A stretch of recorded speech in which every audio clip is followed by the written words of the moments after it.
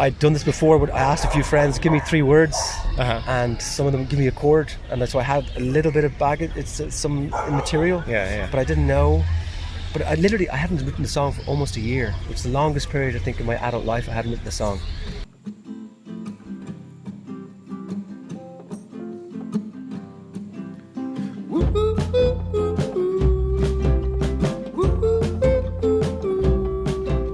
Hello, and welcome to the Cassandra Voices podcast.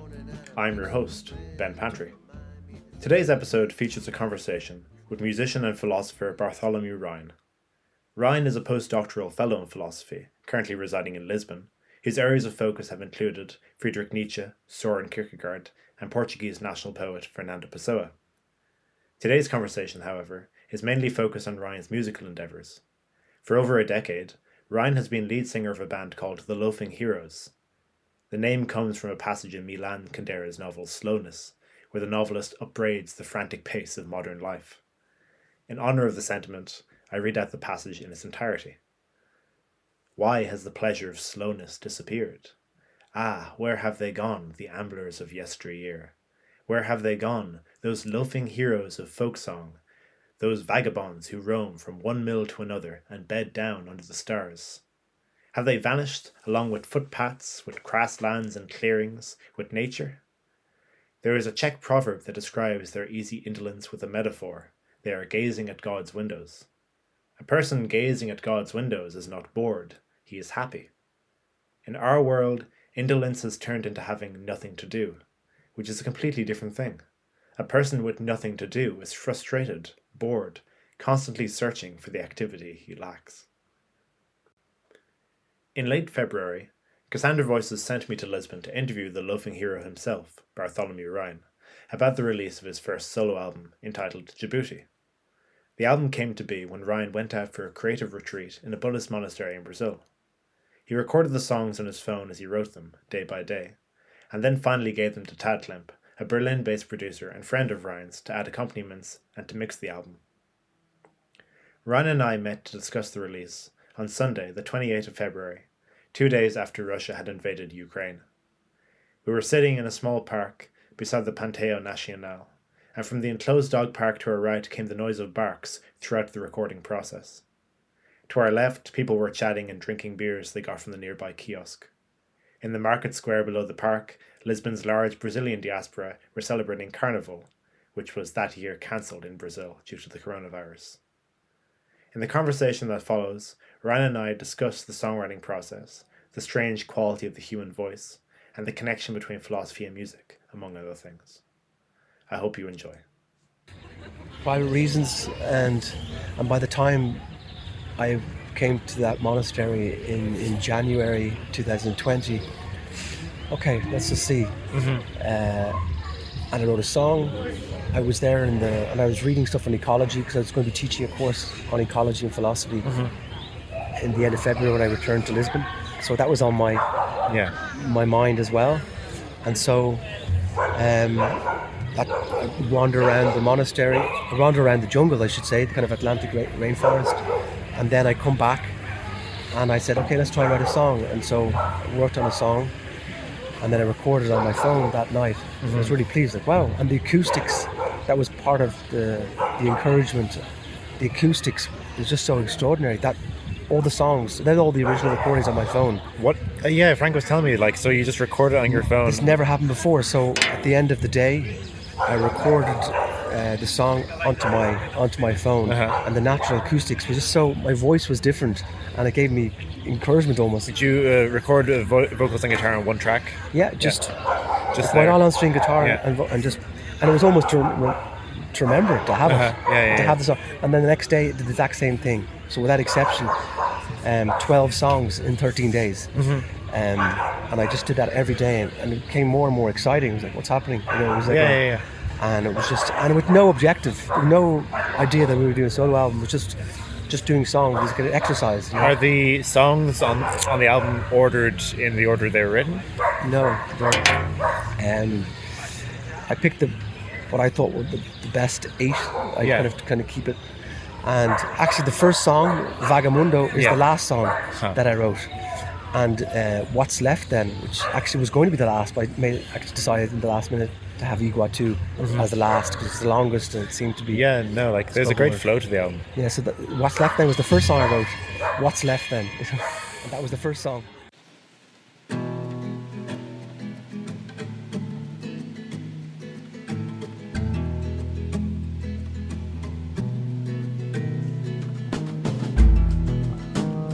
What's left then? Ooh, what's left then? Ooh, I'm prone to visiting the old folks' home, standing on a chair and watching them stare. I'd like to lie down on the mat and feel myself growing fat. I know they know what time is, I know they know what space is, it's an experience.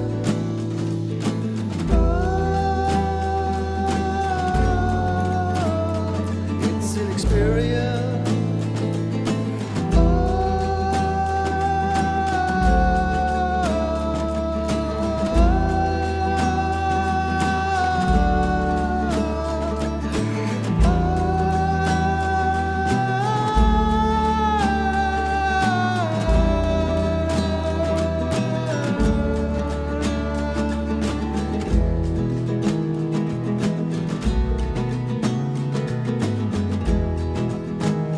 What's left then? Oh,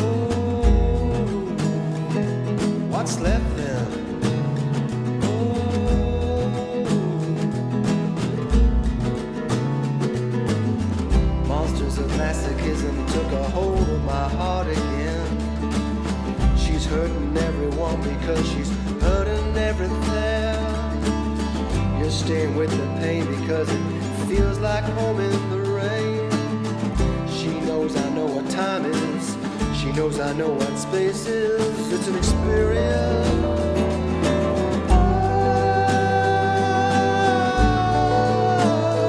It's an experience.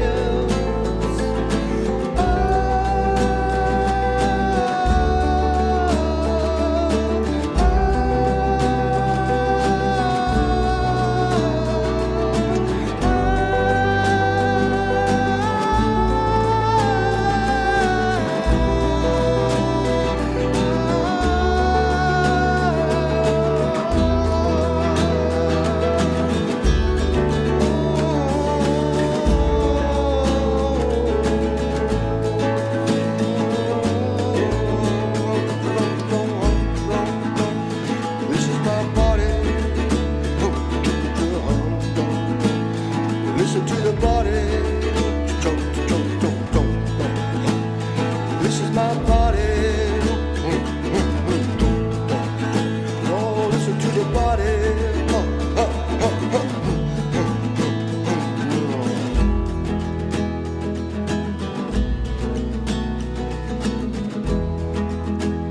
What's left then?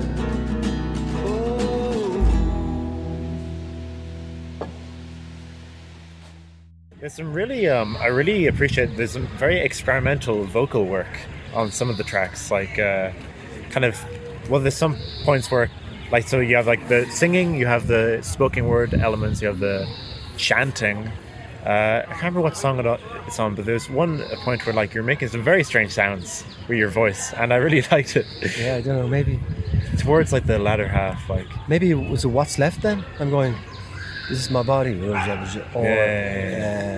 kind of almost feeling with the body, and also, yeah, it was the first time in Subterranean where I'm going, I think some of that is also inspired by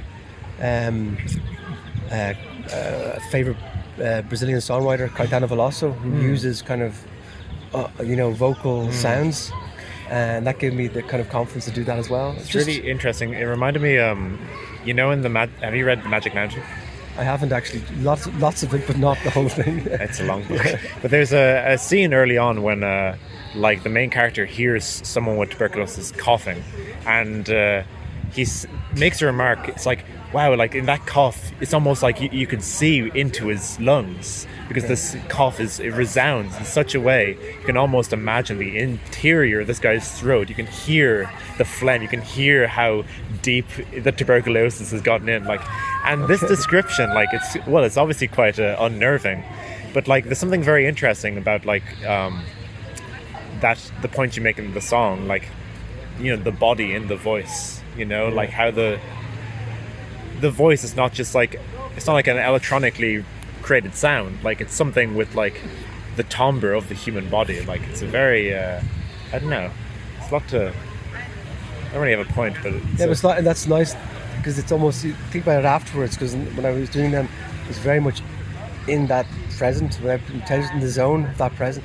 of just doing it with no, again, no objective, or not thinking about who cares. It was just very free. So this is my body, you know. And it's almost like a letting out. I've always liked also Van Morrison's, you know, in a lot of his albums in the 70s, that kind of guttural. He uses his voice as an instrument.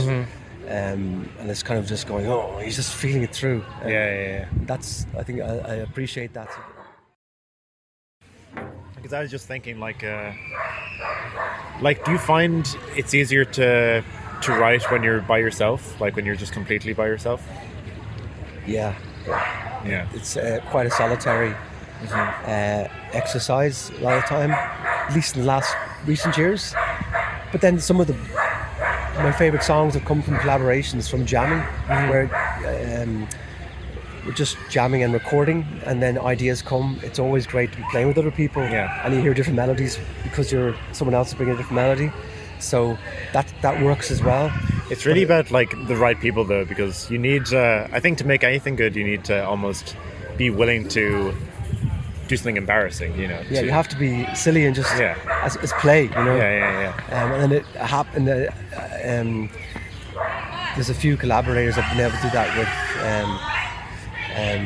Julia here, or Joao Tordo here. We used to jam sometimes, we record, and then it would be a hook. And also with Jonathan and Jamie in Berlin days. Jonathan, a good friend of mine, is a great person for just being silly, and he's very musical.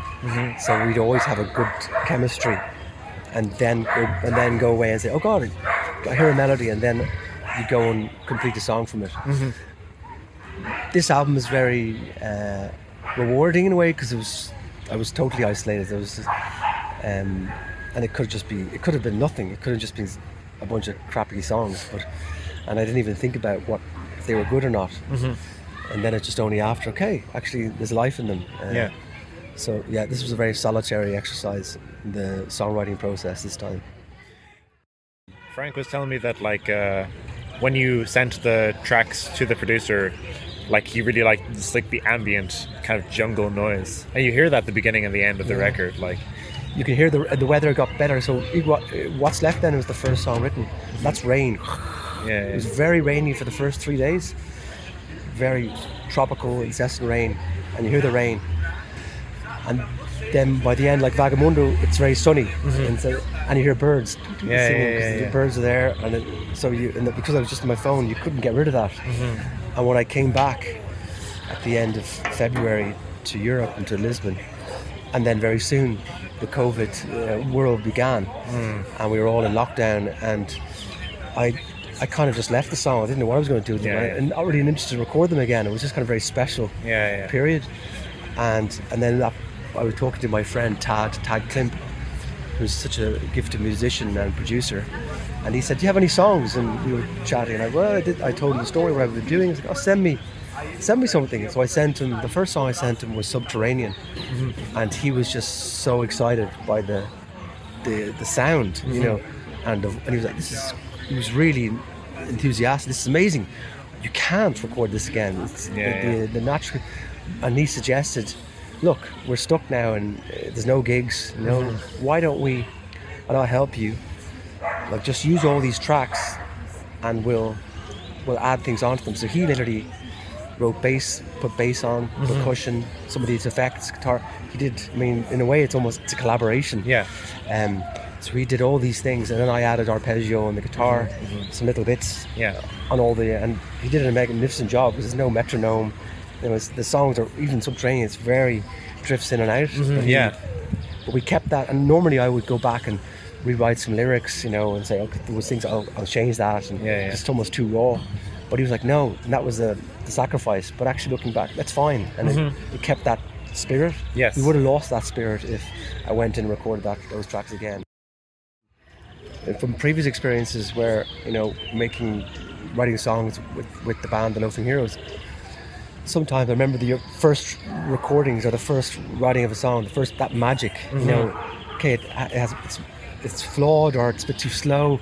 But there's a magic there, and you never get that magic back. And we made the songs, and they turned out better, a lot of them. But I always thought, it'd be nice to be able to catch that. And this was the opportunity where this happened, and it then organically became a solo record because I haven't played a gig in 2 years.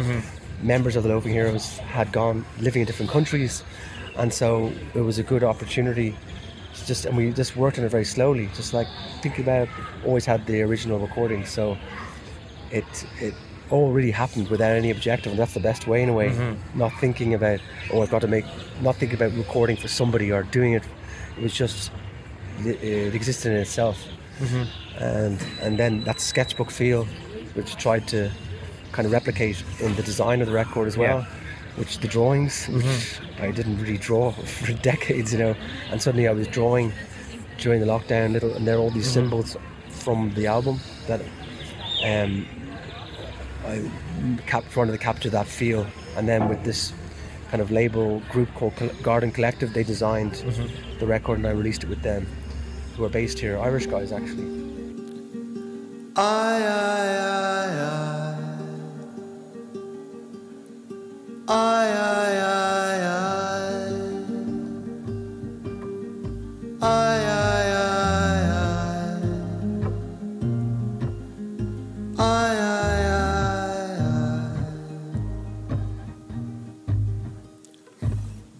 I'm walking the subterranean road.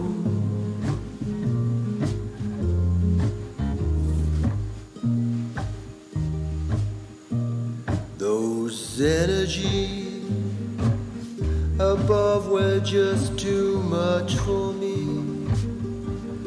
Pop in my ears everywhere I go. How does music and then philosophy fit together for you? Do they feel like they're coming from very different places, or do they kind of inform each other? For me, they complement each other very well. They're very different, but it's on one side, I do music because it lets my brain relax. It's another part. Yes. It's so. I'm an academic, so it's all very organizing, getting an argument, this and this and this, and then the music is the place where it's try to unthink and just play and create. But they come together. A lot of ideas or lyrical ideas come from reading both philosophy and literature. And I like to be able to implement words and borrow a line or two from things I read into a song, and it helps me get going with the song. So that way they complement a lot. Were you kind of coming up with the lyrics at the same time as the songs, or did you have sort of bits of lyrics prepared you were working from, or?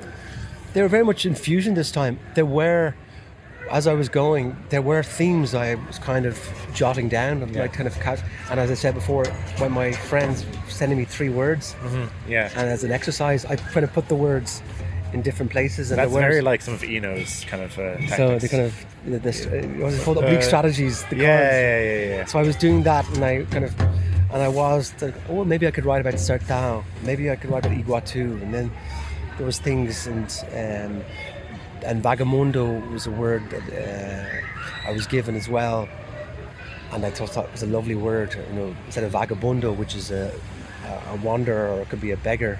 But vaga mundo, mundo is world in Portuguese, Spanish, and vaga to be wandering, wandering the world. So I'd never heard of that word before. It's an unusual word. So these things, and lusco fusco is another title, which is a beautiful word in Portugal, which is just the light after the sun goes down. They call it the lusco fusco, that magic light, the twilight. Which is for me symbolic as well as just a natural pleasure. The special, everyone looks good in the lusco fusco. So yeah, so it'd have a kind of a sketch as I was going along, but then the melody was just appearing. When I was trying to write the song. So that came then with the chords, with the and with the word fusing in with the melody. So there is no particular way of doing things. It depends. It's not about the music coming first or the words coming first. It's usually they're kind of coming together.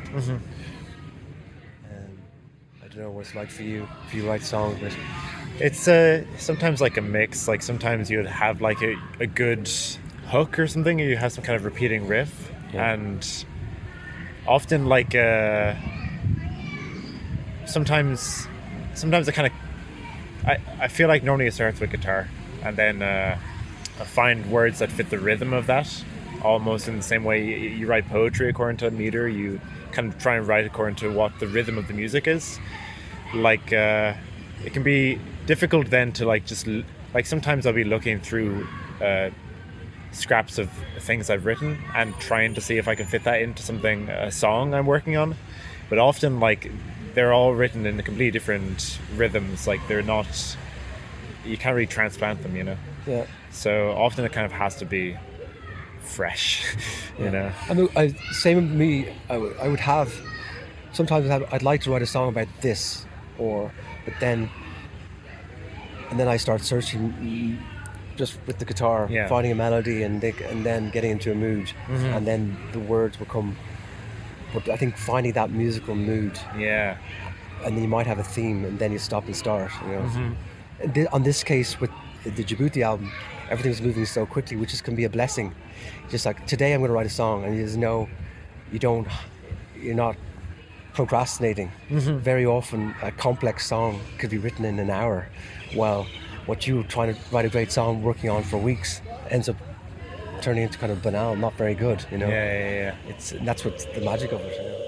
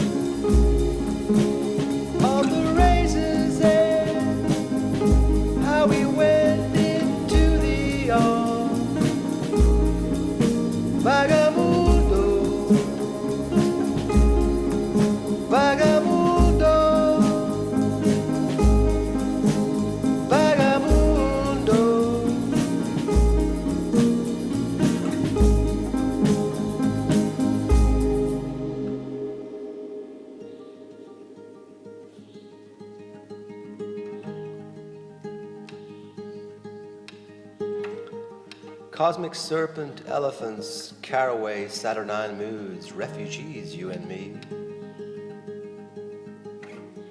Strategic reality, poetic reality.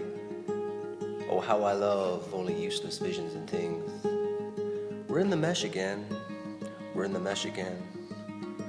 We're in the mesh, the mesh, the mesh, the mesh, the mesh, the mesh, the mesh, the mesh, the mesh, the mesh, the mesh.